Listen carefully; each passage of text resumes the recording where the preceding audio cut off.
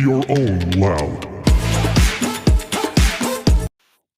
It makes me smile every time. The voice makes me very happy. Well, hello, everybody, and welcome to another Be Your Own Loud podcast. I want to say hi to everybody who's on Facebook Live, LinkedIn Live, Twitch, Twitter, all of the different places, YouTube Live, that we are broadcasting right now.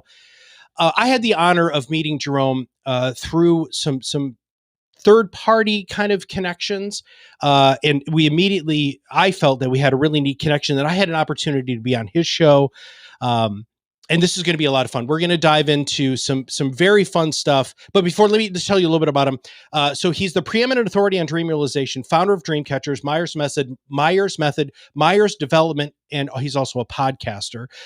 So he's got his hands in a lot of things, but his main focus is he calls himself Morpheus. And the reason why is because he offers you the red pill and the blue pill. And it was so much fun when we originally started talking, because he's got a shirt. He's wearing one of our shirts, by the way, which I greatly appreciate, that says, "I took the red pill." And we're going to dive into that more deeply. But Jerome, welcome to the show, my friend. Man, it's so good to be with you. I've listened to you and Kelly Cardenas twice. I've listened to you and a few other places, and I'm like, man, I don't know where this is going to go, but I'm super excited for the adventure we're about to go on. And so I want to go right out of the gate. Everybody needs to understand your story, because this is what we have been finding, Jerome. And I know that you coach and consult a lot of people, and that you really truly help people realize their dreams. But one of the things that you and I had talked about previously is somehow you have to be given permission by yourself, usually, to rise above the noise and be your own loud. And you have been very successful at that. And there was an event in your life that really flipped that switch. Do you want to talk about that a little bit, please? We're going to go straight into the pain right off the bat. Absolutely, man. Come on. I want to start where we need to start, and then we'll build from there. All right, so we got to give the listeners some context here. And so my last job in corporate America, I had the grand fortune of building a $20 million division for a Fortune 550. Now, the reward for that was a phone call on December 24th at 4:55. That goes something like this. "Hey, Jerome, we've been going right back and forth and round on what's going to happen with the staff going forward.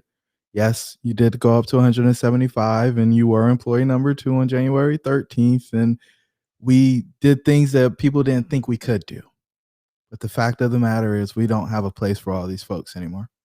And so I've decided that we're going to lay them off. And, one or two things can happen. We can have somebody do it for you. And, we just kind of let it all happen, or you can pick your kickball team for 2016. And I'm sitting there and I'm mouth to the floor and I'm questioning, what do I say next? Because I've been pushing pretty hard to say this isn't the right move. And I start to go into my rant. He's like, no, listen, we've already decided. I'm just informing you of what's going to happen. Oh. Now, I'm going to go enjoy my family. I'll talk to you next year. And I look at the clock. It's 4:59. And I say, wait. He's like, no, you don't understand. This is done. I'll talk to you next year. And hangs up the phone. And so here I am, 5:00 on Christmas Eve, and I'm trying to figure out what I'm going to tell these people who've put their lives on hold, how I'm going to decide who stays, who goes, what do we actually need. And so I spend the next 7 days not sleeping, not eating, and obsessing over the folks who are going to actually continue to help us. And what I promised myself in order to get through this is, I'll never do this again. And so we fast forward to 2 days before Thanksgiving of 2016. And I'm saying, hey, all hands meeting. I don't know what's going to happen. Please do not spend your whole check on Black Friday. I'm not sure what's going to happen, but please don't spend your whole check on Black Friday. And before I said it, of course, my stomach dropped. And I knew that was going to be one of the last times that I stood in front of a room full of people who were counting on me in a company that I didn't own. And so it was in that moment that I decided that I was going to become a corporate America dropout. And I stayed through the end of the year, but then I launched into full entrepreneurship. I went and grabbed this dream I had on the shelf from sophomore year in college, where I thought, man, it'd be really cool to own an apartment complex. And I didn't really think it was going to be cool. What I thought was the guy who was making a whole lot of money, and I never saw him or talked to him. So how did I get there? Right, my buddy Duran and I sitting on the stoop. He lived in an apartment below me. Had two roommates. I was paying $395. Both my roommates were paying $395. Same situation in Duran's unit. We multiplied out around the complex. Guys making $700,000 a year. Now, $700,000 was a lot of money to me. My dad was a soldier. My mom stayed at home with me. I didn't need 700,000. I just needed 70. I could live an amazing life. Right. So I was like, maybe I could just go do that. Right. If we did 20 million with 30% profit, maybe I could go do 70,000 or 700,000 in my own business and live a decent life. And it was there that I really started finding out how things happen on the other side of the veil, how different your life can be when you decide that your dreams should be real. And so it's early in the podcast. I usually wait until later to get people drawn in, but I'm going to get them right now. So you just heard that your dreams should be real. Yeah. So now you're beholden to it. You can't pretend like, oh, well, everybody else says I need to be mediocre. They don't actually say mediocre. They say you should be practical. I'm telling you, your dreams should be real. And it's up to you in order to make a decision on whether or not you're going to live a life of practicality or you're going to live out your wildest dreams. It's my hope that after our conversation that you'll be so inspired that you'll continue to go. Well, and that's a behind the veil, right? This is this whole idea of you being Morpheus. For those of you who don't know, that's a Matrix reference. If you don't know what that is, I don't know where you've been living, but you really need to watch the movies. Maybe not the third one, but the 1 and 2 were really, really good. But here's the thing: is Neo is offered the ability to see what's real and to continue to live in the Matrix. And what Jerome's model seems to be, which we're going to unpack that a lot more, is to take that red pill, to leave the Matrix and have the opportunity to live your dreams by giving yourself permission to do that. So we have to break that down. Like, I don't understand how you can convince somebody who is so ingrained in their own crap, how they can take the freaking red pill and wake up from the lies they've been telling themselves. Oh, so the red pill is really practical, right? It's our model for a centered life. It's got 6 levels. It starts with self-image, right? A lot of people look out into the world and they want the world to change, but change starts with you. That's why you have to take the proverbial red pill. And by the way, that movie's never said and that line is never said in the movie, right? They never say I took the red pill, right? But you take the red pill, and what you do, you start working on yourself. Your relationship with yourself teaches the world how to treat you. Most people are scared to hold others accountable because they're not accountable to themselves. Think about it. When's the last time you let yourself down? You made a promise, you didn't keep it, you just kind of shrugged your shoulders, and that just kind of becomes par for the course. Or you rather be accountable to somebody else than yourself because you don't want that person to think bad of you. But what about your opinion of you? Right? And so we fix that up. We get you excited about who you are so that when you look in the mirror, you can smile instead of being a little disgusted with the person who's looking at them. Right. From there, we move to relationships. And the reason why you have to fix your self-image is because once you're accountable to yourself, you can hold other folks accountable. Right. And that in and of itself elevates the caliber of folks that you spend time with. If you're never accountable, if you can't count on yourself, the people around you are going to do exactly the same thing. In addition to that, what I found, and the people that I work with, and I think I can help the most, the apex performers, they have people who only come to them to get things, right? They are source energy for most folks. And so they have these one-way relationships. There's no mutual benefit. And their goal is to just continue to be source because it brings attention to them. It brings people interested in spending time with them. From there, we go to work, right? You fix these relationships so that they're mutually beneficial. That allows you to get the most out of people. So if you have a team, you instantly become that leader. Mm-hmm. You've got the charisma, you've got all these things going for you. And in your work, that then allows you to align your morals and values with the work that you do. Usually ends up in higher compensation. And then you end up in this place where things are happening and people are saying you got the Midas touch, you got the golden touch, right? From there, we go to health. And why do we do health after all this stuff? Why don't you start out with health, Jerome? Well, I believe that the first three, self-image, relationship, and work, create all the stress in your life. All of it. And I wait for people to argue with me all the time. Right. So we want to fix the stress so that you eliminate the self-destructive behaviors that are killing your health. Right. So we're fixing it from the inside out. We fix your health, get that situated, mental, physical, spiritual, whatever you consider to be your health, work through all that. Then we go up to the next level, which is prosperity. And this is level 5. And people want to go to 5 right off the bat. You're like, I just need to figure out how I'm going to make more money. Yeah. And I'll tell you, you'll make as much money as you want if you become the person you need to become. It'll come to you. Money will chase you. I promise. I went through the transition. I took the red pill myself. And what I realized was when I wasn't the best person I could be, I was running behind money, doing anything I could to get money, laying folks off against my will, et cetera, et cetera.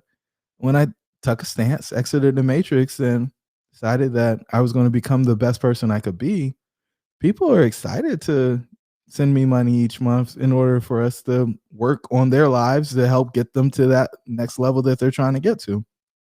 And so prosperity is that next level. And I believe that everybody should have abundance. Matt, when you came on our show, you talked about, there being a seat at the table for folks. And that just touched my soul because I do believe that once you become the person you're supposed to become, doors open up And you'll opportunity and abundance. Yep. And so out of that overflow from your prosperity, I want people to be able to give. And that ties into level 6, which is significance, right? That significance comes out of your overflow. It doesn't come out of what you actually need to survive.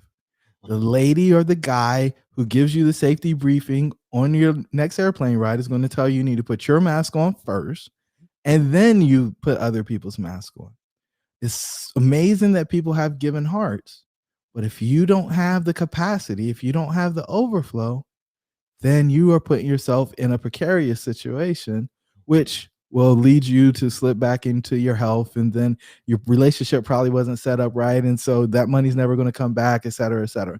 And it's not just money, what I'm talking about in overflow. I'm talking about time, talent, and the treasures. Sure. So those are the 6 levels of the red pill: self-image, relationship, work, health, prosperity, and significance.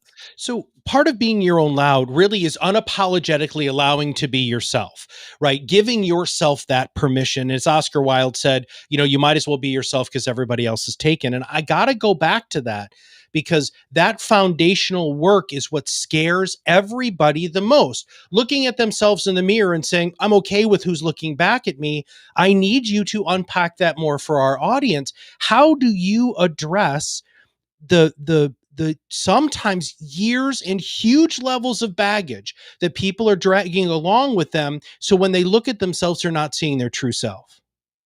Well, so what they see is their true self, right? Because it's all perception, right? Now, the question is that who they want to remain? Because you are what you see. And everybody around you, you are what they see, right? So do you want to keep that? Or can you see, because everything happens twice, can you see a different life for yourself? Can you see yourself behaving differently? And the question that I love to ask is this serving you? Whatever it is this reality serving you? Are these facts serving you? Because I believe that the world is here to serve us. Okay, define service. More on that. I need clarity on that word. Yeah. All right. So I'll use you because I think this is really meaningful because I love your heart. You made a statement on our podcast where you basically said, I was disloyal to the previous owner of a company that I worked for. Yep. And all of the facts that you presented while going through the story said, no, you were overly loyal to the guy. You taught him to mistreat you. And then instead of calling a spade, you fell on the sword because that's who you are. You're just a giving person. Now, that serves you maybe when you're with your wife or your children, right? That compassion, that level of love that you're sharing with them to allow them to move through whatever the conflict is. But when you're on opposite sides of a negotiating table, and you're trying to get compensated commensurate with the value that you're creating, I would say that that level of compassion allows you to be taken advantage of. And so in that case, I don't feel like that activity, those actions, those behaviors are serving you. Sure. Now, you may, and that's okay. And that's the great part about our system is we simply ask the question and let the person decide. And it's always eyes wide open, right? I don't ever want somebody to walk into a wall because they didn't actually see it. And, everything ends up in a lot of ways being a math problem. And there's a logical right answer to each one of the things. Okay. And then there's the emotional factor that trumps the logic. And that's totally okay. As long as you can acknowledge that, hey, business wise, this doesn't make sense. And I'm okay with that. Mm-hmm. And once you make that decision, you never look back because you made the choice. Okay. How do you fit into this? Or do you just mirror stuff? I mean, how are you I love this holding the safe space? Because I don't think enough people have that, Jerome. I think you know that about me. I don't think that people know that somebody's actually freaking listening and cares and really wants them to live the life that you're talking about. First off, there's two parts to this question. First off, where did that come from? And two, how do you do it? Yeah. Where did it come from? I got the gift of a coach when I was in my first year of being an employee at a Fortune 500 company. I had a mentor who was a president of a division, and he said, the best thing I can do is allow you to see my coach twice a month, once a month, whatever it was. And in that, I could go in there and say whatever I wanted and get all the feedback I need. I remember I wrote a paper and I was talking about the baby boomers for my MBA. And I wrote they were scratching and clawing in order to get to the top of the company. And she was offended. And she said, depending on who you put this in front, this way may not be received well. And I was like, oh, well, I didn't know that, but okay. I was just trying to paint a picture, tell a good story. And she was like, yeah, no, don't do that. And she spent all her time working with executives, so she got it. And so I made the adjustment. But I mean, there were just so many of these stories where I didn't have to question whether or not it was okay to be me, because so many folks put a mask on saying they're being professional, or, they're getting into a place where the person's going to give them money. And then they have to keep that charade up and they get exhausted. It's tiring. And what I found, and the thing that probably, cuts through the best, is when you show up as you and give people the opportunity to see who you are. That's when people get really comfortable really quickly, right? And I'm not saying, hey, go pour your baggage on the table, but I am saying, if you're naturally a loving and giving person, be that. If you're somebody who wants to cut through all of the sugarcoating and get right to the point, as long as everybody has dignity when you're done, do that. That allows people to know where you are. And if they can be authentic in their experience, and Ray Dalio has really popularized this concept, then you can move quickly. The speed of trust jumps up dramatically, and that allows people to make decisions and interact and engage from the buzzword, right? Authentic place. If you're doing anything else, you're confusing folks. It's just kind of like sarcasm, right?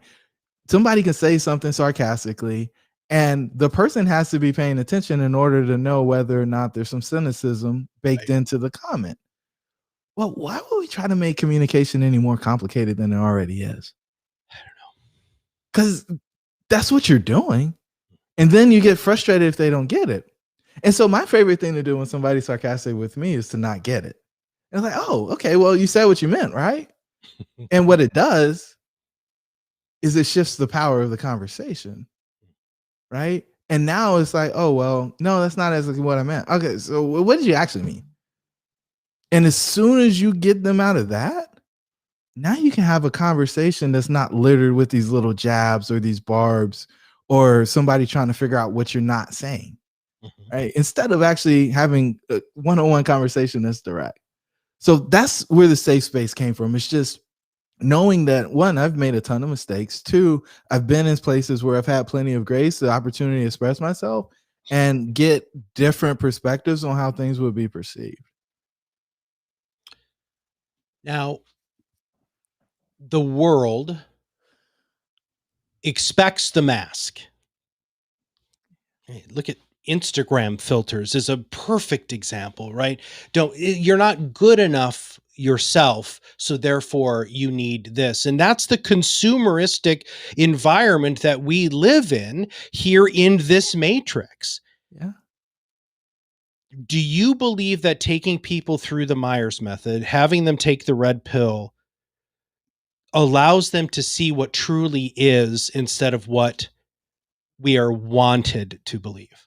Well, it's programming, right? And all of that is it's marketing. You're not good enough because you'll spend money to be good enough, right? But what if you were good enough? Or what if the person who was giving you the thing, right? You actually question why they were telling you the message they were telling you. Think about what we've talked about so far, Matt. Your dreams should be real. Mhm. What incentive do I have to tell people their dreams should be real? I want their dream to be a reality. Yeah. But what do I get out of that? I, telling you that you're living a mediocre life or you're being practical, that's offensive to most people, right?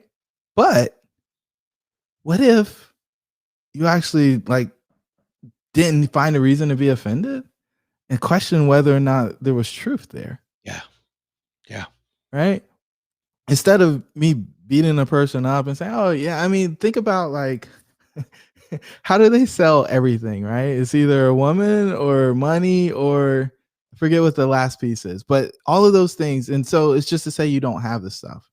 And it's always my encouragement to say you have all the things or you have access to them. You just have to be willing to do whatever it takes in order to get it. Now, so I don't remember which number it was, but prosperity and allowing Five. yourself to five. Okay. So five, right? That is another major hurdle because a lot of times we are the reason why we don't take that next step and give ourselves that seat at the table, right? Yeah. Tell me a story about somebody that you've worked with, and in step five, they had the epiphany that you in your heart of hearts was just, man, if this person could just see this. Do you mind sharing a little bit about that? Yeah, it's funny. I spent the weekend with him and his family this weekend. So, Nice. we went up to a wedding this weekend and he's just less than a year ago, he bought his new house. It's, I don't know, 6,000 square feet on a few acres. It's got a golf course running through the back. And, I was joking with him. I was like, you got a park in your backyard. It's got, pavers and so on and so forth.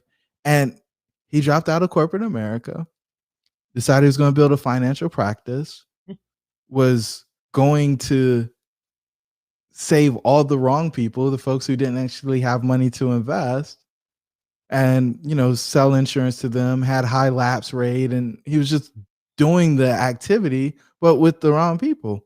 And when he adjusted the market slightly to folks who could actually invest and buy the stuff and make the decisions on a consistent basis that were in alignment with creating true wealth, his practice started to grow and then grow and grow. And I'll never forget when we won Financial Representative of the Year the first time, right? For the whole state. And then the second time we were trying to back it, we lost by like 2 points, Oh, right? And I consummate competitor, right? I show up at the day where they present the awards and before he goes in, he said, "We're never going to lose again."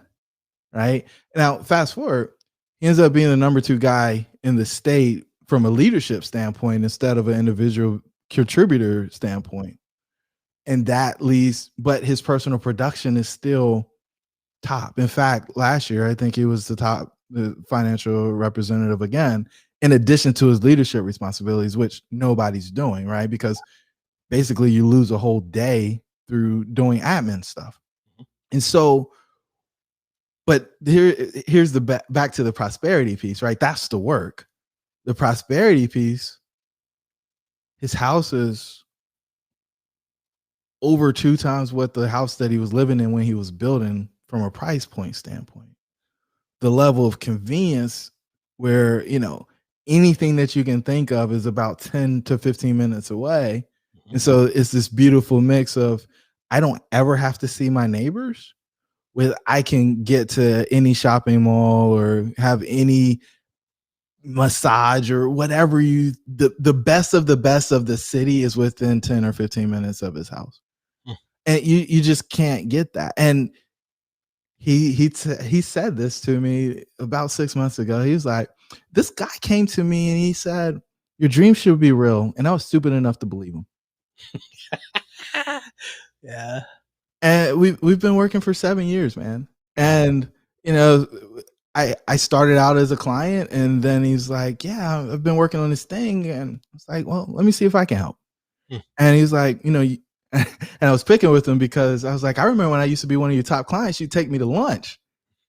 And he was like, yeah, you're not just a top client anymore. I don't know what you are. Right. Basically family. But because of the spaces that I end up in with people, right, I'm literally embedding myself into their lives and looking to help them get the best that they can get. You can't find a space where somebody doesn't have an angle, right? Romantically, they have an angle. What's this going to do? Is this going to jeopardize our relationship? Is this going to impact the level of comfort that we experience, right? So there's some bias in whatever guidance or feedback you get there. But when I come in, all I care about is what's best for Matt. Yeah. And all the other people are amazing and great. But when Matt is taking care of everybody else and not taking care of himself, something or somebody has to give Matt a voice. Yep. Or Matt's dream a voice if Matt isn't paying attention to his dream because he's taking care of everybody else's. And that is, I believe, my value proposition. That for me is the actual magic. Well, and that's that put your mask on before you freaking put it on for your kid, right? I mean, or whoever you're sitting next to. Now, I haven't asked anybody else this question, but for some reason this came to mind for you. Who are you surrounding yourself with now? Like you put out so much energy for your clients and you are that person, but you have to recharge yourself too. What are you doing and who are you surrounding yourself with? What are you reading? Help us understand what a person who helps other people be so successful does to keep them grounded and centered.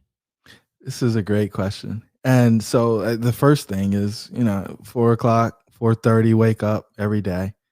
And then I don't talk to anybody before 9 o'clock.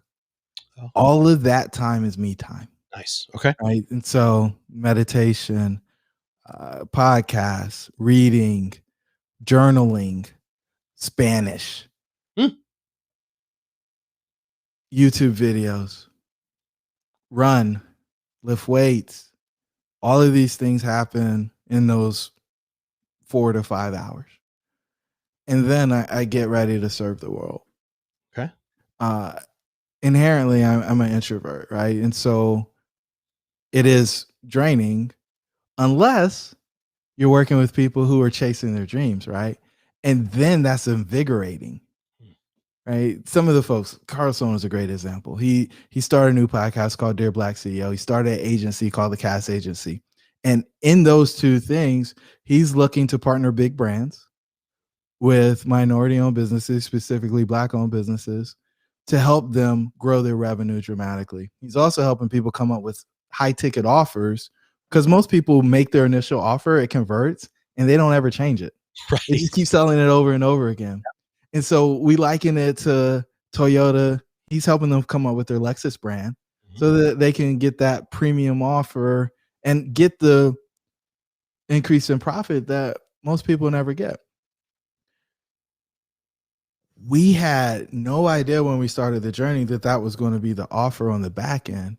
But what I can tell you is it's transformational for everybody that he comes in contact with, because if you're trying to scale your business, you've got to have something that's high ticket, that's going to be profitable, that you can use to reinvest, because the base offer is usually just paying the bills. Sure. Right. Greg Washington, he's walking from Mississippi to West Point, New York. It's called a walk to honor. And so he had two of his comrades from his graduating class in West Point get killed in action. And as he's dealt with survivor's remorse, he's got PTSD, he's got all of these things going on, and there's no face or voice for mental health for African American soldiers, veterans. And so he's raising awareness through his nonprofit, right?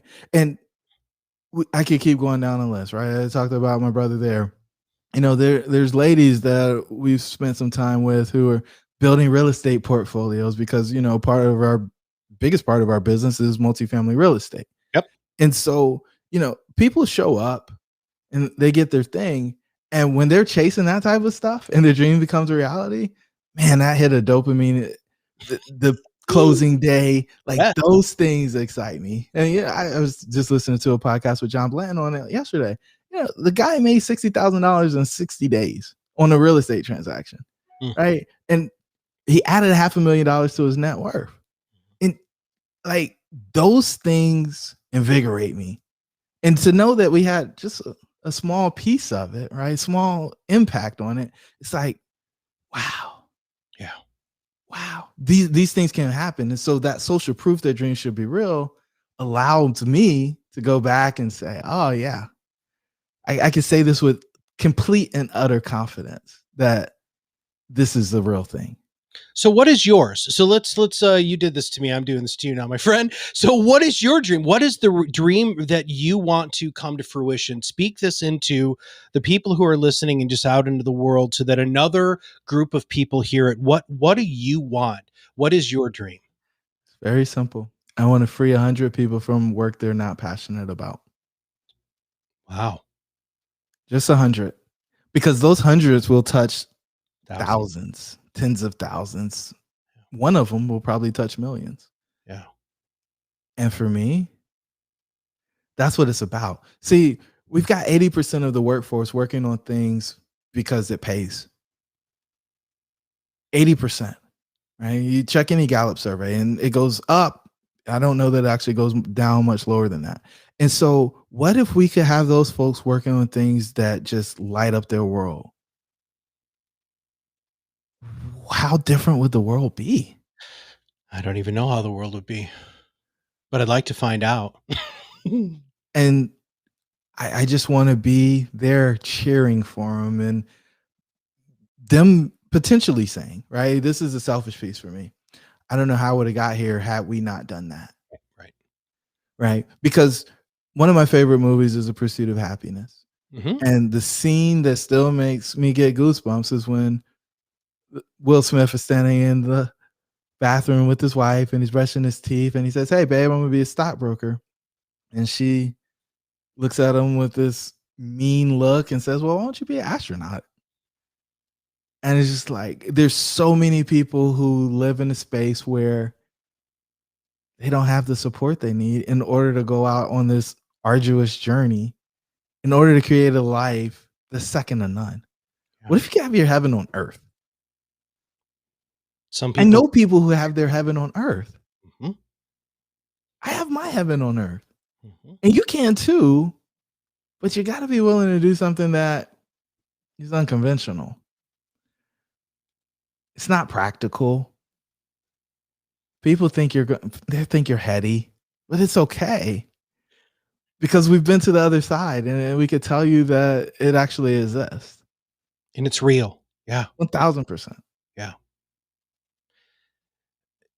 So I try hard to prepare for these, right? But I love asking this question because it always ends up opening my eyes to something that I didn't come in with a predisposed sort of whatever. So, what should I have asked you? What about you should I have asked you so that our audience can get to know you even better? What did I want to be when I was growing up? Really? What did you want to be when you were growing up? Trash man. Really? Oh yeah. So here it is, man. Right. So every Thursday, me and my mom would play in the front yard. She'd lay the blanket out. She'd get my Tonka trunks, and I'd be making a world, right? And it never failed. About 10:46, 10:47, I hear the truck coming down the main street, and then it would turn on our street. I'd peek behind the car because I didn't want them to see me, and I'd see it. Headlights were on. Lonnie was hopping off, dumping the trash in. One, next house. Two, then he's in front of my house. And I'm out there and I'm going crazy because Lonnie's there. And so Lonnie, he did the show for me every time, right? So he hop off the truck, right? He flipped the lid off of the garbage can. It spin around like a quarter, fall flat, right? He look at me, I look at him. He do a little pirouette, dump the trash in, and then he'd spin the trash can back to the curb. It never fell over. It hit right at the edge every single time, right? He sees me smiling. I'm doing my rendition of Baby Shark because I want him to crush the trash, man. I'm doing my rendition of Baby Shark. And he looks at me, gives me the point, the wink, the gun, and then he pulls the lever. And I just go ape, right? Because he's crushing the trash. It is the biggest machine that I can get this close to. And it was just the coolest thing in the world. Now, my mom was standing there because I mean that's what they do. They just smile and they're like, "Oh my gosh!" And I look at my mom and I say, "Mommy, I want to be a trash man." And she says, her smile disappears. Oh, She said, "Baby, being a trash man won't afford you the lifestyle that you want to live." I said, "But mommy, like he's home when his kids come home from school, and like they can play, and daddy doesn't come home until sometimes after dark." And sometimes we have to wait to have dinner because he's not here yet. And I didn't get it. And she said, "You have to choose a career or profession that allows you to live the lifestyle that you want to live. Don't you like your Nikes? Don't you like your Jordache jeans and your Guess shirt?" "Eh, yeah." "Well, you got to make enough money in order to buy that stuff." And so all my innocence was sucked out there. My mom gave me amazing advice. She needed to change one word, man. Needed an income stream. Right? I didn't need a job. I needed an income stream. right. I Yeah. need money to come in, decoupled from my time, that would allow me to do the work that I wanted to do. And by the way, my mom was right. I didn't really want to be a trash man. I know what it's like to be a trash man. When it's 100 degrees in North Carolina, I don't want to be on the back of a truck Yeah. with the trash. I don't want to smell the stuff. I didn't want to get anything. And the funniest part about all this, and I didn't realize it until today, my first job, the first night, I was working at Sonic, and they asked me to clean out the trash can, and I quit that day. Oh, Right? I didn't want to be a trash man. wow. My mom was so right, but it wasn't the right reasons. And so, when I stack all this up, why are you telling us this story, Jerome? Your dreams shouldn't be tied to how much they pay, right? If you can figure out your subscription model, your income stream that pays for your lifestyle, your time should be spent on the thing that you're most passionate about. And that's what I want everybody to take away from our conversation, man. Figure out how to get subscription income. Spend your time on the things you're most passionate about so that you make the world a better place. Because you've got something in you that you've been placed on the place of this planet to present to everybody. And if you don't do it, you're going to set off the string of events that keep other people from doing the things that they're supposed to do. And you're being selfish when you decide that I'm going to do the minimum and I'm just going to collect my paycheck and have my bonbons and my Starbucks coffee and whatever else you want out there that makes me comfortable because I know I'm not living the life that I'm supposed to live. somebody listening to this might be thinking that they might want to talk to you or whatever. What is, first off, who do you want to work with? Let's again give you the opportunity to cast the goodness out into the universe. Who do you want to work with, and then what is the best way for those ideal people to get in touch with you? I work with high income earners, usually sales professionals in financial services, or folks who want to get residual income through real estate. Okay. I don't promise anybody something for nothing because I don't think that's real. There's a lot of folks out there who tell you you can do things with no money, no experience, no credit. I don't believe them. And so for those folks who are well positioned, they know that they're climbing the wrong ladder and they don't see it as a long-term plan for what they're doing, or they're doing it at a level that's not what they feel is the pinnacle for them. I can help both of those folks.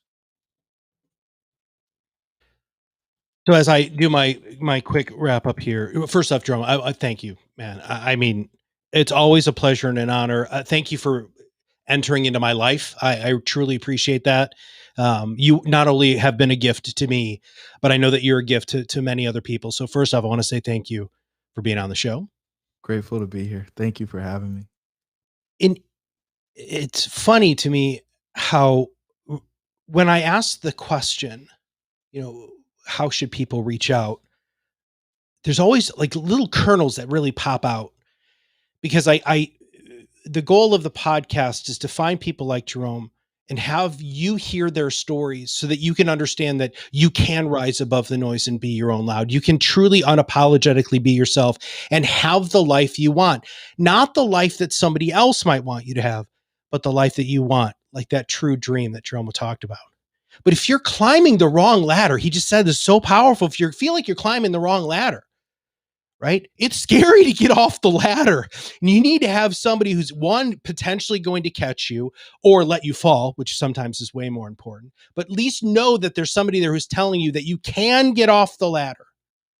And if you're a person who truly wants to do what they love to do, which doesn't necessarily mean it's not the same thing that's bringing you income, but having the space and the ability to live your life with the gifts that you've been given to make the impact on this earth that you should make, then you need to give Jerome a call. Now, we put up his LinkedIn profile in the chat. We'll make sure that's in the show notes. We're going to make sure the links are to your websites are going to be in the show notes. Please subscribe to his podcast. Please make sure that you're checking him out on social media because he's always putting out really powerful things where in a short period of time, he's going to have you at least consider the red pill. You not necessarily take it, but consider the red pill. And if you want to try to figure out after you work with somebody like Jerome, which is very selfishly why I wanted you on the show, man. This is wonderfully self-serving for our mission because it's hard to come to our organization when you don't have what you do done. Because if you're truly going to rise above the noise, get your voice heard, really become that expert that you want to be, you have to be cool with who you are here. That's it.